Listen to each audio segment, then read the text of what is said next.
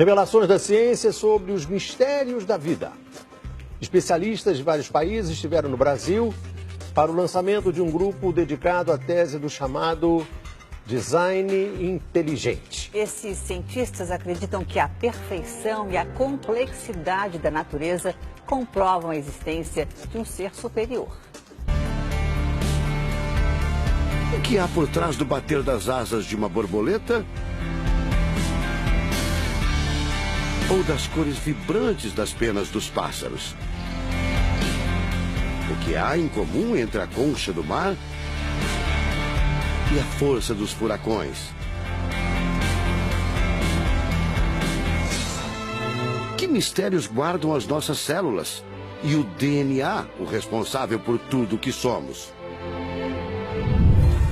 Os homens reunidos nesta sala são os principais nomes de um ramo da ciência que pretende responder questões como estas. Ao contrário do que a gente apregoou por 150 anos, há evidências de inteligência na vida e no universo. Eles são estudiosos do chamado design inteligente, uma linha de pesquisa que acredita que a complexidade da vida e a perfeição da natureza comprovam a existência de um ser superior. A vida foi feita pronta, o universo foi feito pronto, planejados por um ser extremamente inteligente, com design, com arte, com perfeição. Marcos Eberlin coordena o Núcleo de Pesquisa em Ciência, Fé e Sociedade, recém-inaugurado por uma das maiores universidades de São Paulo, em parceria com instituições americanas. Outro defensor do design inteligente é o doutor em bioquímica e professor americano Michael Behe.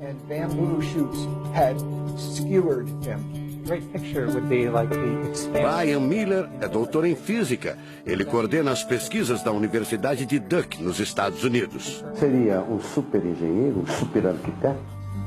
Você pode dizer isso, responde o físico. Um arquiteto que tinha a vida em mente, um criador que fez a vida deliberadamente. Also, when you look at life itself, não é de hoje que os cientistas procuram pistas deste arquiteto da vida. Galileu Galilei, o célebre físico e astrônomo italiano, disse há mais de 400 anos que a matemática é o alfabeto com o qual Deus escreveu o universo.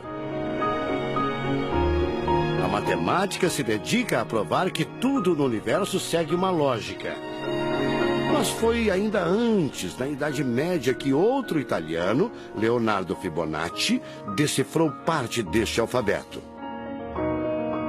Ele descobriu um padrão numérico que se repete em quase tudo na natureza. Em homenagem a ele, o padrão passou a ser conhecido como sequência de Fibonacci, uma sequência lógica de números que pode ser expressa em formas geométricas. Em cada quadrado, a gente consegue construir arcos, são aquelas linhas tortas, né? A gente consegue ligar um arco com o outro. Quando você liga um arco, um outro arco, um outro arco, um outro arco, um outro arco, e vai seguindo um outro arco, pensando no próximo quadrado, um outro arco. Essa aqui é uma figura que é uma espiral, chamada espiral de Fibonacci. E essa espiral aparece em diversos lugares do nosso cotidiano. Aparece, por exemplo, na nossa orelha. O formato da nossa orelha é exatamente essa espiral. Uma coisa interessante, aparece no nosso rodamuinho do cabelo aqui. É o mesmo formato que aparece aqui. Que é o mesmo formato que aparece naquela concha do mar, tal do Nautilus, né? Que é o mesmo formato que aparece nas estrelas do universo. Que é o mesmo rodamuinho que forma quando tem um furacão. A sequência de Fibonacci foi encontrada também nas ondas do mar, nas pétalas das rosas, na distribuição das sementes do girassol e até nos hexágonos da casca do abacaxi. Mais uma comprovação matemática da existência de uma mente inteligente por trás da criação seria o chamado número de ouro, ou proporção áurea, representada pela letra Φ. O número de ouro, também representado pelos dígitos 1,618, está presente na construção de uma das obras mais importantes da antiguidade, o Partenon. Foi usado por Leonardo da Vinci na Mona Lisa, o quadro mais famoso do mundo. Essa regra do número áureo, ela vem, né, aparece no Fibonacci e aplica em um monte de situações. E é legal que os gregos percebiam isso, eles associavam isso muito com a ideia de perfeição. Ele está presente nas asas das borboletas e até nas medidas do corpo humano. Se você pegar a sua altura e dividir pela distância do seu umbigo até o chão, vai dar aproximadamente 1,6. Um φ. Vai dar um φ também. Se a gente abre os braços, né, calcula a distância da ponta de um dedo até a ponta do outro dedo. Então vai ser desse dedo maior aqui, no dedo médio, até chegar ao dedo médio. Se eu pegar essa distância e dividir pela distância desse dedo até esse ombro aqui, vai dar 1,6 de novo. De tudo na natureza, o que mais impressiona os cientistas são as células, a chamada unidade básica da vida.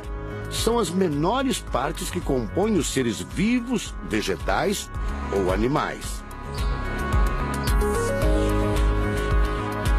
O corpo humano é formado por cerca de 100 trilhões de células que dão origem a tecidos e órgãos. We cannot be accidentally caused. Life is not an accident. O americano Douglas Axie estuda biologia molecular há mais de 25 anos. Ele garante: não existe a mínima possibilidade de a vida ser um acidente, um acaso da evolução do planeta. Para ele, as células são complexas demais e só podem ter sido criadas de propósito por um ser inteligente. Literally machines that are made out of molecules. Dr. Michael Behe concorda. Ele compara a célula a uma fábrica repleta de máquinas e veículos. Ela produz e troca com as células vizinhas os elementos fundamentais à vida. Tudo coordenado por uma espécie de computador central, o chamado DNA. Você já deve ter ouvido falar dele. O DNA é um conjunto de informações genéticas que definem as características dos seres vivos. Entre os humanos é o DNA que informa o sexo, a cor da pele e do cabelo e o formato do rosto, entre outras coisas.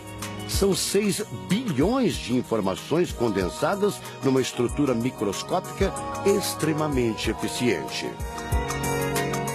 O presidente da Sociedade Brasileira do Design Inteligente considera o DNA o mais avançado código de que se tem notícia. A gente tem a molécula de DNA como um modelo. Por quê?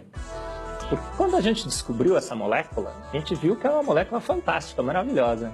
E ali evidências e mais evidências de que uma mente inteligente projetou a vida. Porque é o software da vida. E esse software tem o quê? Tem ali um código. E a gente sabe que códigos emanam de mentes inteligentes. Nos Estados Unidos, um grupo de pesquisadores afirma ter identificado uma sequência de números que sempre se repete no DNA humano. Seria uma espécie de assinatura de Deus, segundo o engenheiro da computação Greg Braden. So now we have a definition. Ao considerar a carga dos elementos químicos do DNA, os pesquisadores teriam identificado o seguinte padrão numérico: 10, 5, 6, 5. Eles então passaram a tentar decifrar esse código e tiveram a ideia de substituir os números por letras hebraicas. Em hebraico, a língua oficial de Israel e que aparece na Bíblia, os números são representados por letras, como explica essa professora israelense.